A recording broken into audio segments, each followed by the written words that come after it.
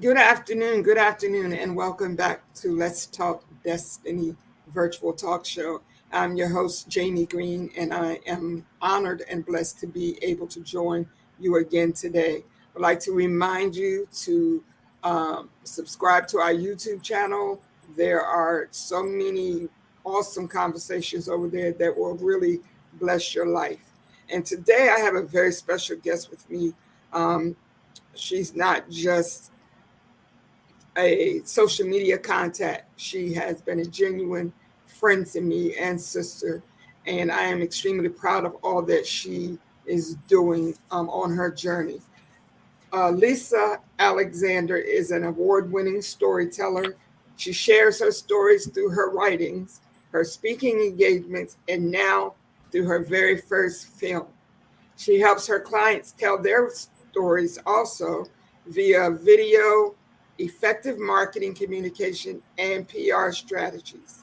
Lisa is the owner of Pretty Work Creative and Pretty Work Studios.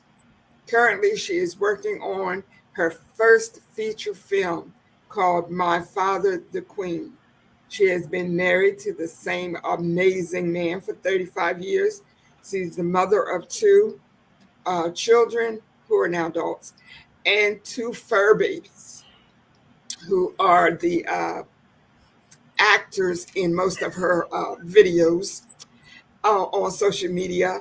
And that one of them is King Kobe the Great, and the other is Shaq the Wonder Puppy. And they keep Miss Lisa going. So today I'd like to say welcome to Let's Talk Destiny, Lisa. Thank you so much for having me, James Cena. Is okay, are we going James Cena or Jamie? Whichever one you feel comfortable with. Gotcha. I've grown accustomed to James Cena. That just flows And just I actually natural for prefer me. that because, my daddy named me. But some people have such a hard time saying three syllables. So That I sounds just, like a personal problem, but so I'm okay. like, well, can you say two? Can you say Jamie? So, Lisa, today I wanted to talk with you. First of all, I want to let everyone know Lisa and her indie film, My Father the Queen, are the very first sponsors of the Let's Talk Destiny virtual talk show. And I'm honored that she would even do that for me. That means more to me than I know how to say. And I want to publicly thank you for that. It was not didn't even think twice about it. Happy to do it. Thank I'm you. so proud of you and what you're doing. Given everything, James Cena, insert your middle name Green. I am so proud of you. I truly am. I admire you greatly. So it was didn't even think twice about it. Awesome. Okay, so Lisa, I want to ask you, I want to get right into talking about the film. There's so Yes. many other things that you and I will talk about and can talk about, but this is um, Mental Health Awareness Month. And a lot of the issues that people have with mental health, and I know from my own personal experience as well, comes with feeling like you can't be yourself, um, that you have to always be representing somebody else or some other group. Or, my parents always told us coming up, whenever you go out the door, you represent Yeah. us. And so that was drilled into me. So I really didn't ever feel like I could just be me with my shortcomings, with all my issues, my whatever. I had to always be James and Essie's daughter everywhere I Mhm. went. One of the reasons I've mentioned that is because I believe that a lot of mental health issues do come from stigmas and society trying to dictate to you who you can be. And in your film, My Father the Queen, this is addressed head on, and I love it. So tell us a little bit about the genesis of this film, where the thought came from, Sure. and the title and everything. So the film is very loosely based on my real life, some real life experiences. So I'll say that you may recognize some of the characters if you know me personally. but then these characters take on a life of their own and have a completely different trajectory, right? Um, the name came to me first.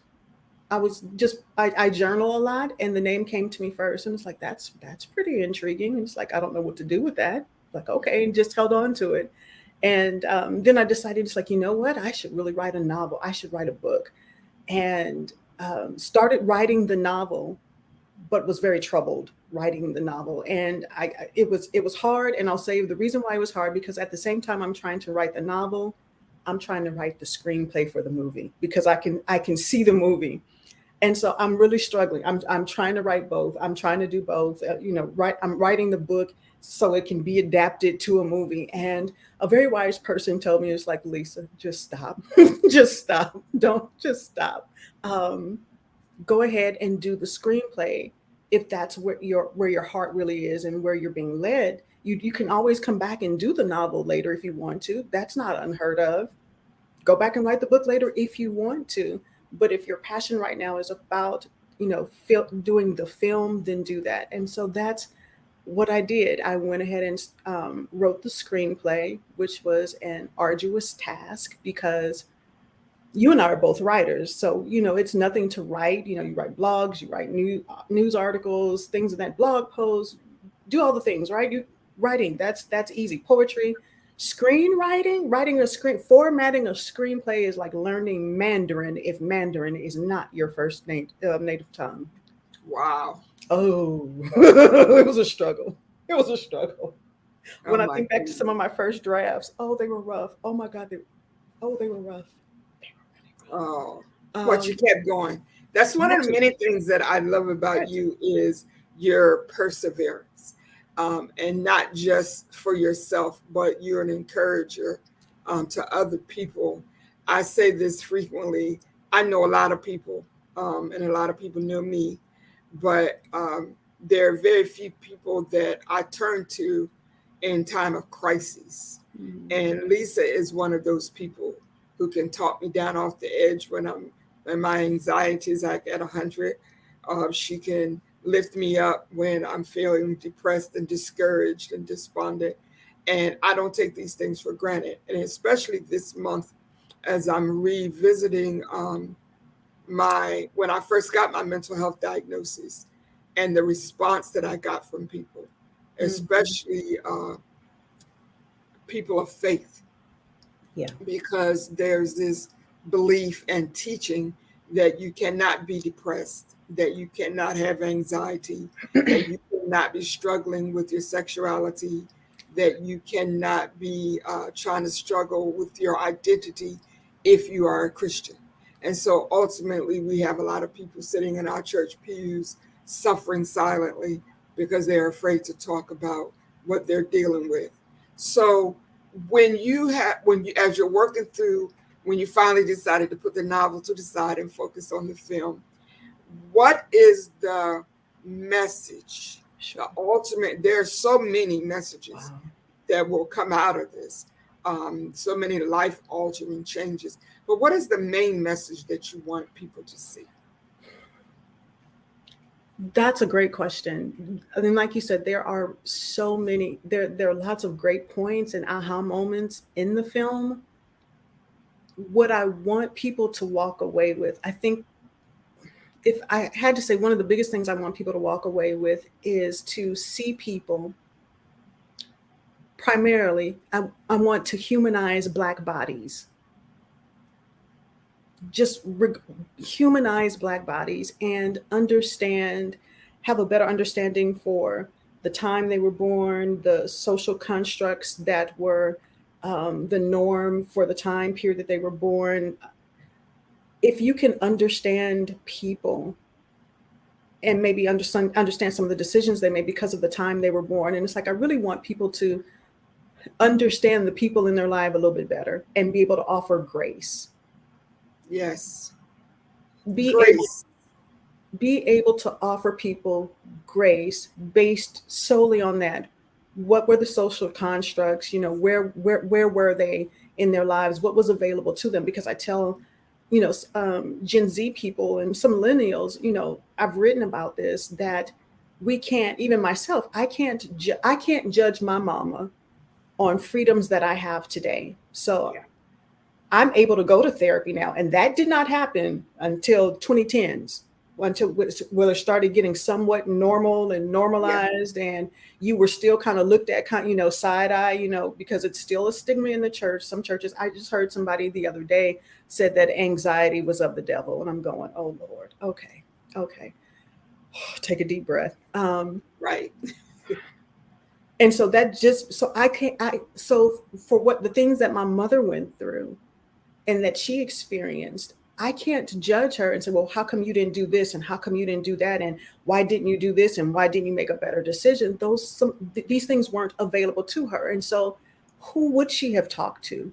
Who could she have confided in? What resources were available to her? And there were none. She had Jesus and the church, Yeah.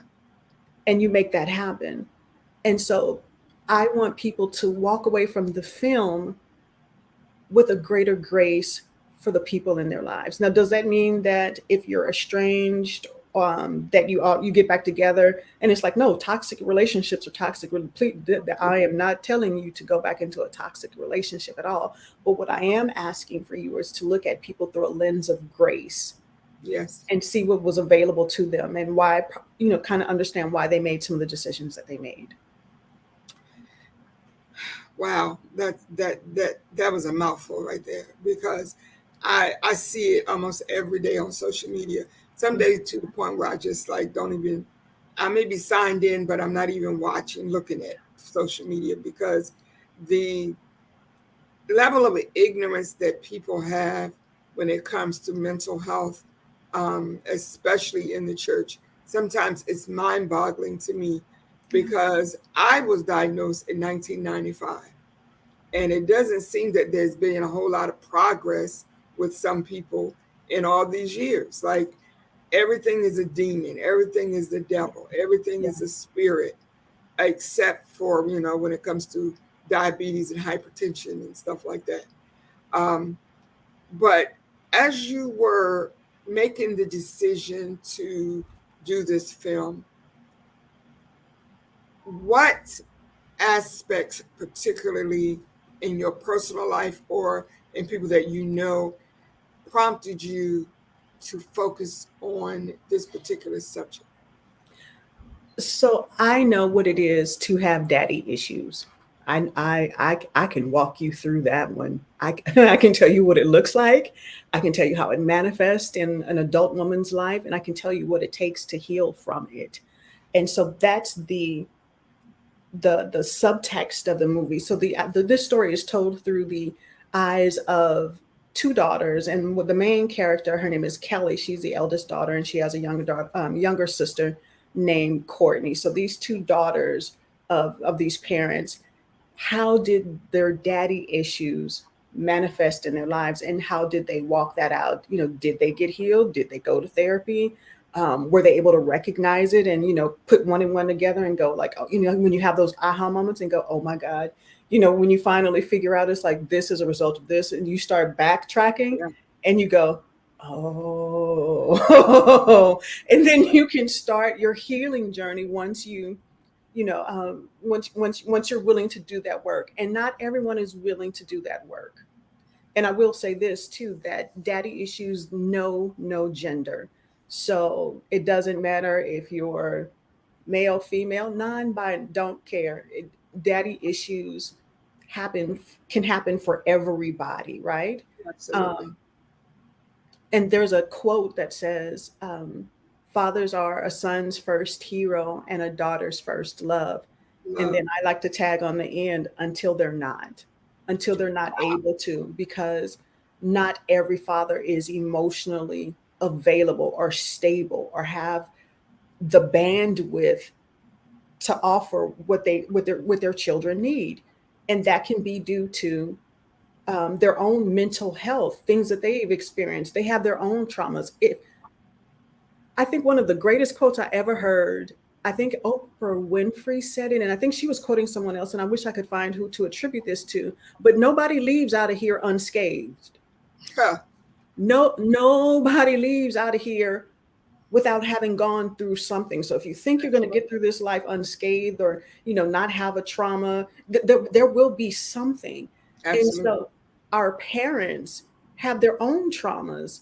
And so if you go back and think about, okay, these people are, okay, so my parents are baby boomers, right? And then my grandmother, I guess they're calling them the silent generation. These people did not have therapy. They were, so in my grandmother's day, she was barely considered a whole person, That's right. That's right. right? So That's right. I how could I, so the one, the traumas that she experienced, she brought those, throughout her life. And so one, again, we do have to give grace. And then two,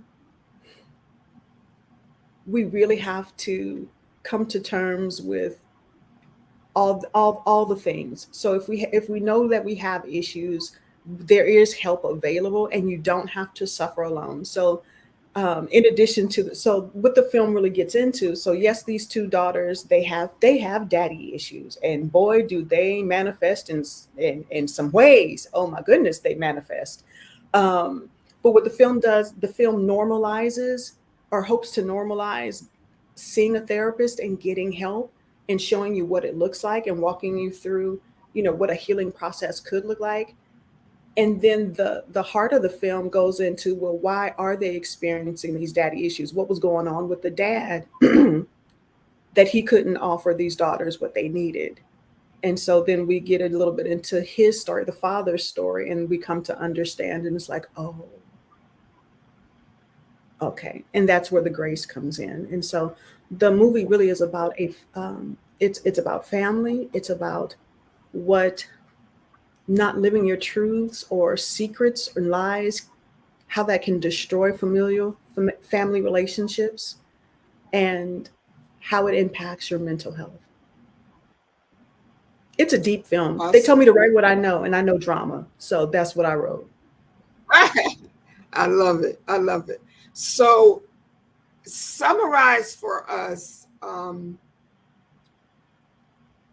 the father's life experience. Like, summarize for us what it is that he's hiding, what he's trying to keep Sure. secret, and why he So feels that he needs to do that. Sure. So, without giving everything away, but you kind of get an idea. Right. So, the father is living this secret. He has this secret, and his secret is that he is very much so gay. He is homosexual. And this is in the 60s and 70s. And if you know anything about life in the 60s and 70s, especially as a Black person, you could not be out and proud in the 60s and 70s talking about, I'm loud, I'm proud, I'm queer, and I'm here. That's No, right. you couldn't, and especially as a Black man, right? So you had society telling him that he was unacceptable, one, as a Black man, but then you have the nerve to be queer. No, you can't do that. The American Psychological Association said, until 1972, had said that homosexuality was a mental health disease. They retracted it in 1972, but by that time the damage had already been done. It's like, That's thanks, but it had already been done. And then you have the church, who teaches against it. The doctrine is the doctrine, the teaching is the teaching. But what I want people to take away from the film is how that teaching impacts real lives, and how that yes. plays Yes. out in real people's lives, in real families, and how that works out. So you have Walter, the main the father figure in the film, who is gay, he's closeted, and he chooses to remain such, because to come out in the 60s or the 70s would impact your finances, because who would hire you if you were open and you were out? Where would you live? Because there were stereotypes and biases and straight up racism. So you're Black and you're queer, Right. and you want to live it, you can't live in this apartment complex. So Can't where would live you there. live? That's right. Where would you work? It would impact your money, your safety, because now if you're out, then you are a open target. And so, as much That's as I right. call it a choice, was it really a choice? Did he really have a choice? Um, and so I want people to see through a different lens, just see through a different lens, through a lens of grace. I love that. And the thing is, let's just be real, because you know me. Um, I know very few families that don't have some issue similar to this going on. I know my family does. Um, Yeah. and people have been for years trying to pretend that they don't realize or recognize that somebody in the family is gay, because that person has this fear of saying that they're gay.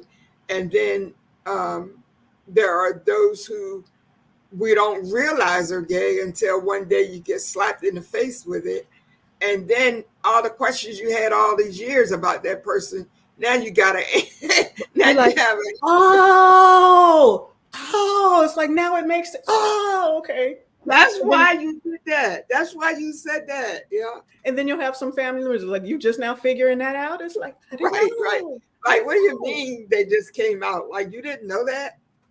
Yeah. So I think this film is wonderful, and I want to do my part, and this is my part in trying to get the message out.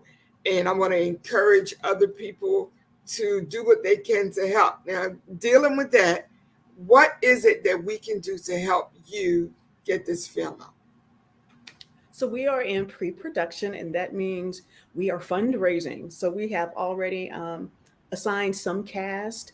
We have crew attached to the film. So I already have my DP, my director of photography. I've got my producer, Catherine Hatam, who is amazing. Oh my God, Catherine is amazing. So we have PR, we have a publicist, we have all these things, but it takes money to pay the people because Absolutely. this, I can't just feed them and they'll work. That don't, not for this kind of project. That's right. That's That would right. be a whole lot of chicken and fried fish. That's not how we're working this particular project. So it will take funds to get this done. And so we are currently fundraising. We have a crowdfunding over at www.fundmyfatherthequeen.com. Um, and then we're also taking meetings because this will take quite a bit of money. We're still under $1 million to get it done, maybe just under $1 million to get it done. We could get it done for a certain amount. If I had $1 million to get it done, oh my God, that would be wonderful. But we have a budget that we could work with. We could get it done, and it would still be an amazing film.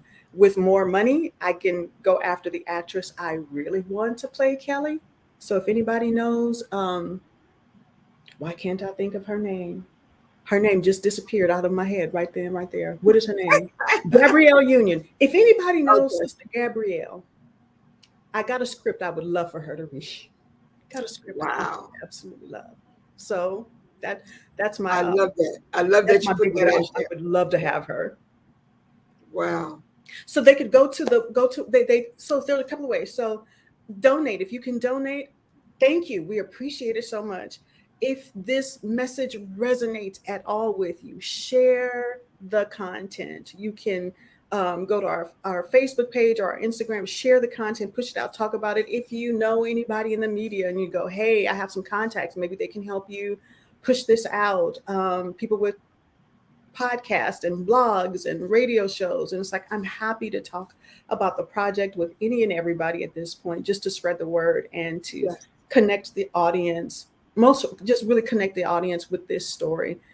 And I told a friend, it's like, what I hope it happen when the movie is played for the first time and we're in a theater, and that's I'm going for theater experience before we ever have to go out to a streaming, before it's on All right TV now. or whatever. It's like Yeah. hopefully it goes to the theater first. That when people watch it, that there is silence as the credits roll because you're just sitting there trying to absorb everything that you just saw. I want bone chilling silence. Just what did we just see? And how can how this impacts me, and what can I do I want to pursue my own healing journey? Do I want to offer grace to people that may have hurt me? One of the lines in the film, and I can share this, is that even though I understand his hurt, it doesn't negate mine. Yes. And so I can understand your point of view and offer you grace, but it does not negate my own hurt and Right. my own healing journey that I have to go through. So that's my prayer. I love that. I love that. And, the statement you just made, the last statement you made about the healing, I can appreciate what you're going through, but that does not negate what I'm going through. It's Right. so important, especially in families, because we have a tendency to, try to compare pain. I Um, as soon as I say I'm hurting, such and such thing happened. Well, Uncle John went through yeah. something worse than that, Yeah. or cousin Mabel, she's going through something worse than that. Okay, so does that mean that I'm not hurting because Yeah. cousin Mabel is going through? No, it does not. And I've said that even on social media. Like some days, you say, "Oh, I really don't feel good today," and I've even had people say to me as I share my um, medical issues with my social media family. Well, you should be grateful because somebody else has something worse than that. So then my response is, so does that mean I don't have it? Like, is that why you're telling me that? Yeah. So then, of course, they don't like that response. But And again, people, it goes back to humanizing Black bodies, humanizing my experience, and not telling me, oh, we do a lot of dismissing, and yes, it's because, and you have to, everybody doesn't have one, the bandwidth, or the, what they call it, emotional intelligence. yeah, That's a whole word, emotional intelligence. And we lack that in families. Sometimes we don't lack that. We don't know how to be compassionate with one another. And again, it's because we've got trauma that's undealt with. So yes, you don't even know how to be compassionate to your own family members. You don't know what it is to show grace or to be compassionate because you've got your own trauma. Your mama was that way with you, so you're going to be this way with your child, and your grandmama did this. And there's this just repeat yes, yes, cycle of trauma.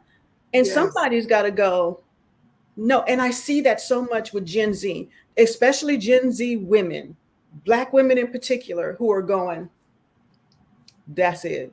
Like, no, just no. And I applaud them for that.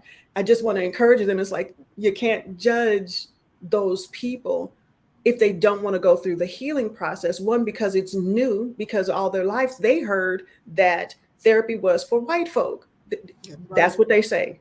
That I That's heard right. it in my family. Therapy is what the white folk do. That's not what we do. We go to church and we get Jesus, and that's it, That's it. right? That's right. That's right. Because And that's so, exactly what I was told that yeah, when I was diagnosed. Well, if you read your Bible more and yeah, you prayed more, yeah. you wouldn't be having these issues. And so for those people that are in that mindset, I still have to offer them grace because their world hasn't opened up enough. They have they have a very narrow view, and I would always say that that's fear based, because if they come out of that box that they're in and widen their view, then that it's fear, because what else am I going to see? So it's like I'm a choose to stay in this box, and so Yeah. I'm gonna have to offer you grace while you're there in your box. It's like, but I'm not living in your box. I Yes. refuse.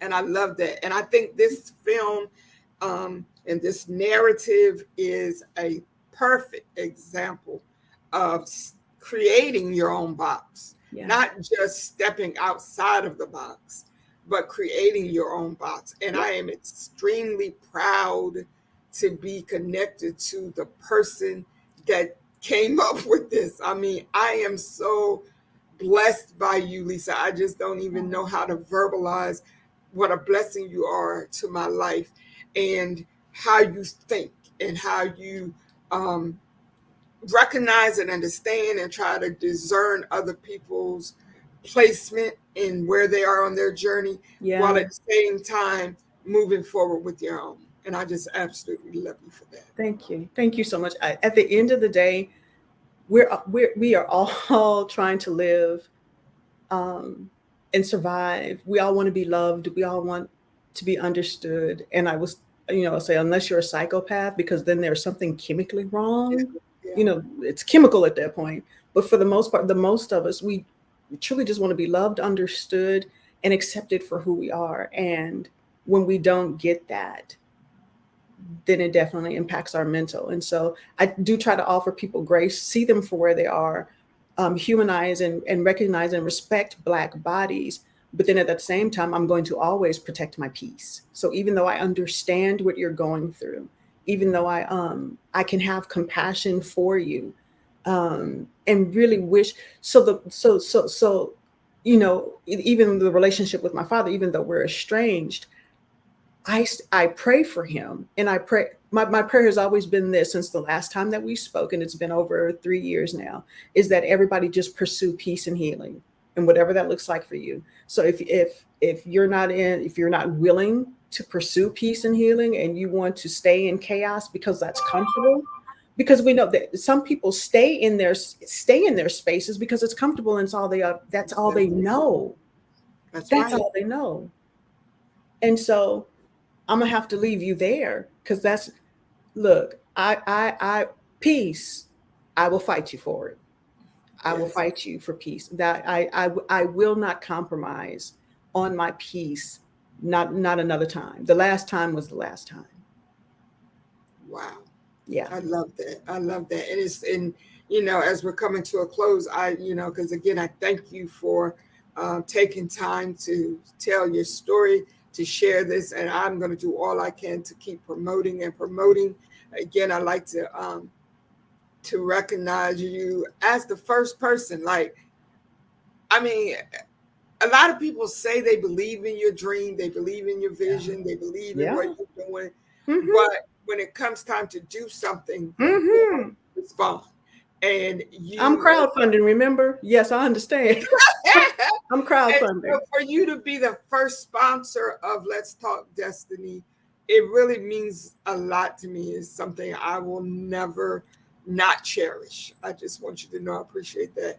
And I'm going to do all I can to keep promoting and pushing you and the film because I think it's time. It's Yeah. past time for us to just be honest Yeah. about where we are Yeah. and accept and be honest about how we treat other people True. and just everybody just come together and just say, like you said, let's get some peace over here. Let's be healed and let's move Yeah. forward. That part. I love it. I Did you love still it. want me to show the clip? We can Oh yeah, end on that. that would be great. All right. So let's go share screen. Let's see.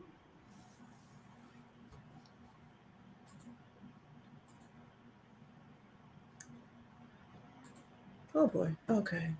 So let's do that. All right, hold on one second. To my father. I share his big eyes, same dark, tightly coiled hair, same wide nose. I am his daughter, and I loved him. And some days, Miss Williams, your father was admitted to ICU last night. Miss Williams? Miss Williams, are you there? that's a heavy cross to bear.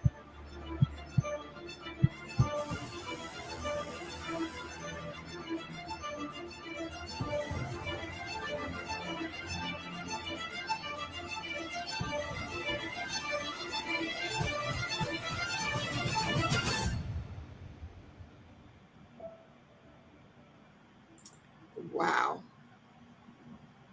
Oh my. Let me get myself together. I I am such an emotional host. Like sometimes I'm like, girl, get it together. Be a professional, why don't you? But wow. I still love the trailer. I can watch it again and again. I'm still the same person, and I know you have to go. I'm still the same person No, that I'm fine. I'm I fine. was typing out the script and boohooing and crying. And it's like not like I know how this is going to go and how it ends. And I'm sitting here right now scenes just in tears. I'm going, I don't even understand. Wow. I can't wait to see it. I I can't can't wait to either see because it. I played that trailer when you shared it with me. I played it, I don't even know how many times. And each time I watch it,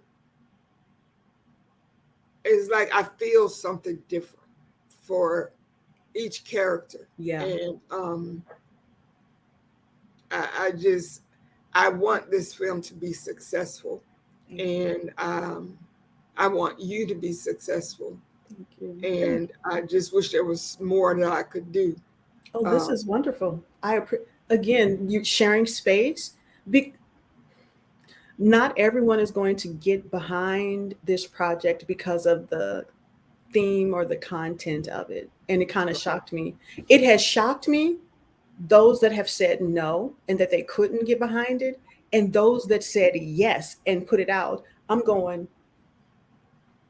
oh, you couldn't have told me. I thought that would have been flipped, but Okay. it has been very eye opening. I'll say that it has been very eye opening. And someone encouraged me and so was like, Lisa, the right people are going to say yes, and the right people will say no. And it's like, okay, makes And sense. it's interesting you said that because I know when I first saw the title, I Yeah. said to myself, okay, this is going to be an issue for some people. Hmm.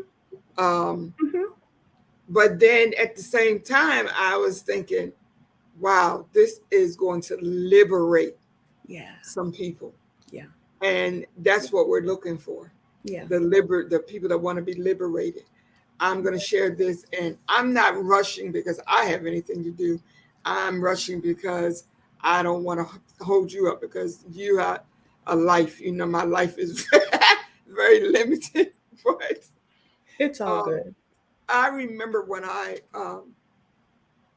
was admitted to the mental health unit and diagnosed with major depression and anxiety disorder. And when I came home, started therapy and all that, and I started sharing some of my experience with people in the church. And there were those that said to me straight up, you need to stop talking about that Mm, because, um, first of all, it doesn't look good that you're an ordained minister and you're telling people that you're depressed and you have anxiety. mm, And second, there will be people that won't want to hear anything else you have to say ministry wise. yeah. And immediately, I'm telling you, for every person that came to me and said that, there Hmm. were 5 people that Yeah. would come to me. Some of them came like Nicodemus by night because they didn't want anybody to see them. Yeah. But they would come to me and say, thank you so much for sharing that because I'm dealing with the same thing and I didn't know what to do. I didn't know who to talk to or Yeah. anything.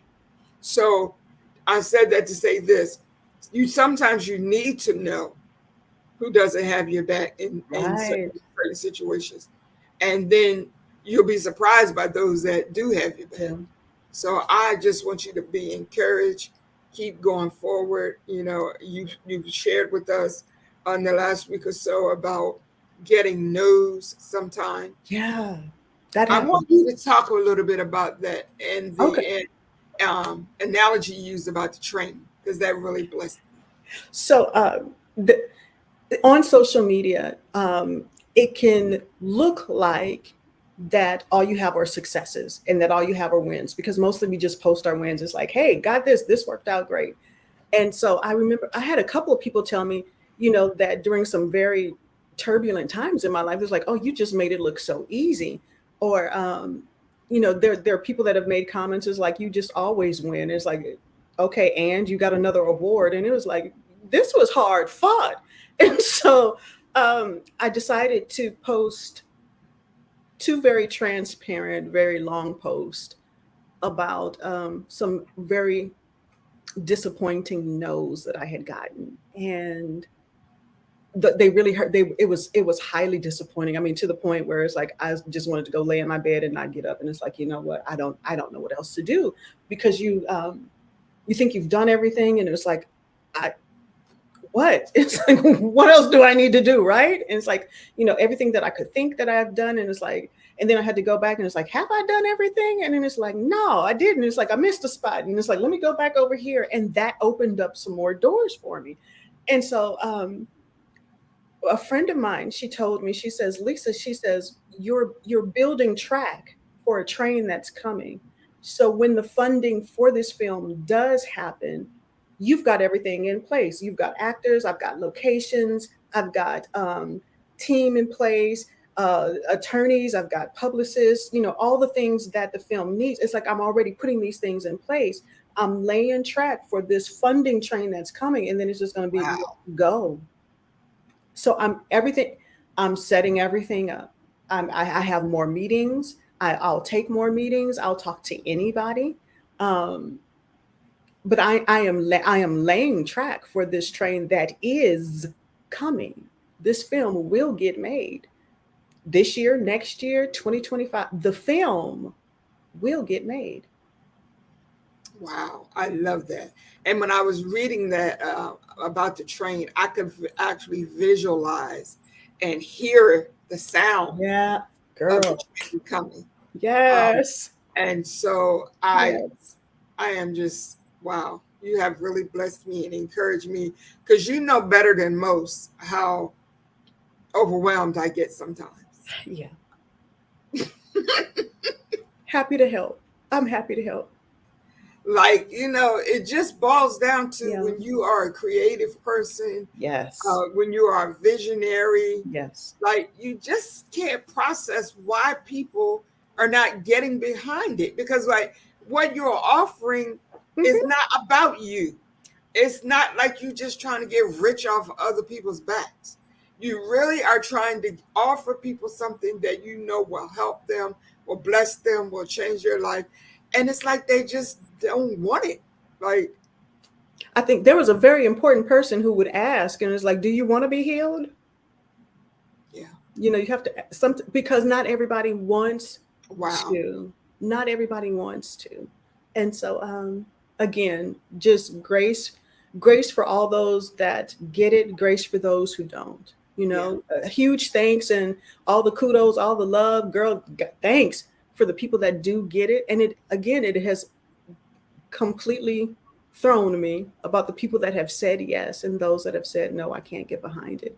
Um, well, can I ask you yeah, right there, for those who tell you no, I can't get behind it, what is the main reason why they can't get behind they don't like the LGBTQ theme. it? Okay. They I are mean, of the I knew that. I just yeah, wanted you to say yeah. It's because there is an LGBTQ element to the film.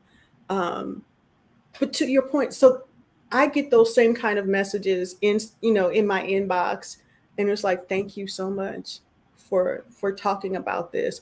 And I talked to a gentleman. He's a bishop of a church, and he told me, he says, Lisa, he says, there's such a thing called daddy guilt.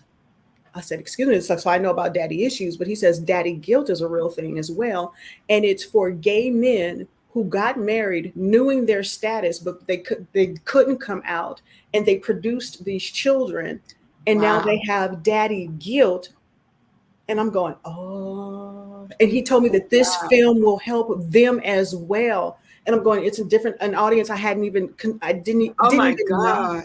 Didn't even know. Yes, ma'am. Wow, that's powerful because I know men in that situation.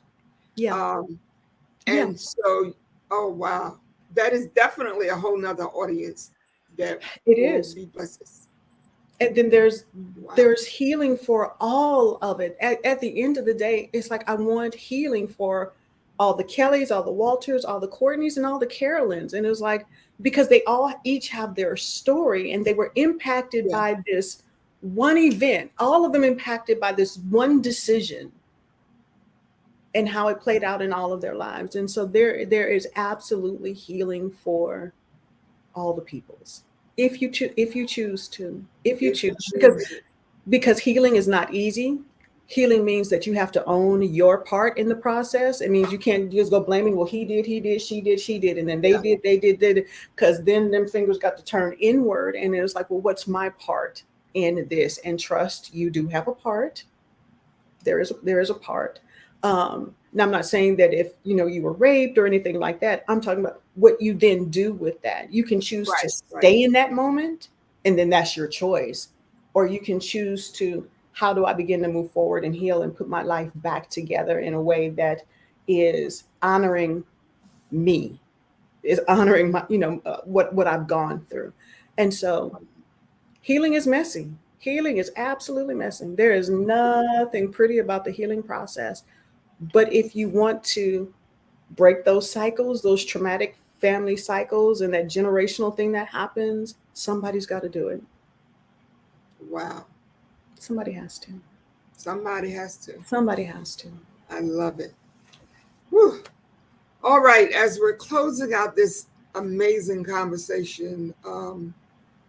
I want to remind those of you who are watching now and will be watching in the replay, um, to that you too can be a sponsor of the Let's Talk Destiny virtual talk show. The price is $75, and for that amount of money, you get recognition as a sponsor for a month. Now, we're going to do this for a month because we're just starting the sponsorship. Um, but we want to let everybody know about you and your brand and your business, your projects, whatever it is that you're doing that you need uh, us to help you to get the word out about. That's what we're here for. And so reach out to me about a sponsorship, and I would love to have you as a sponsor of the show. As we grow, this is our second year, but as we grow and I have new ideas for the show, realistically, everything costs money. I know a Yes. lot of times we've been programmed. And this is one of my personal issues that I've also discussed with Lisa, is I was raised not to think about money. And when I say that, I mean, my parents were pastors and they were so concerned that people not see them as greedy people Mm-hmm. that were just in it for the money, so forth and so on, that they hardly ever talked about money. And so I didn't grow up understanding how important Yeah. it was.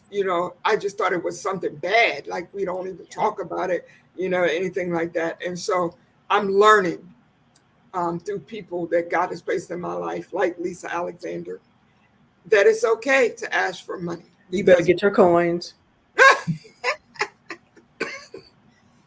everything costs money. Let's just be realistic. So, Absolutely. I'm a wow. fan of people getting their coins, collecting their bags, doing all the things. I You am put a your fan. you put your head up like I'm a fan. I'm a fan That's funny. I love it. of Black content creators collecting their coins. Yes, ma'am. I love it. That's another thing you need to contact Lisa about. Lisa is a marketing stylist. That's what I call her. And she will help you with strategies to expand your brand and your business and get you all that you should be getting, that God has destined for you to have. Absolutely. I love that about her. Is there anything else that you want to close out with sharing with us, Lisa? Just thank you for this time and space, and for everybody watching and who will watch. I hope you open up your heart and see the project for the potential, the massive potential of healing that Yes. can happen for families across the country. So I appreciate you. Thank you for watching and for even considering giving. I appreciate you. Thank you. Absolutely. All right. Thank you so much, guys. Again, I appreciate each and every one of you. I want to remind you again to like our YouTube channel and subscribe for great content such as what you've seen today. And share this video. Um, there's so much healing that can begin just by listening to what Lisa has said today before you even watch the film. There is healing that can begin. All right. Again, thank you so much for joining us. I pray that each of you have a blessed and prosperous day. Talk to you soon. Bye bye.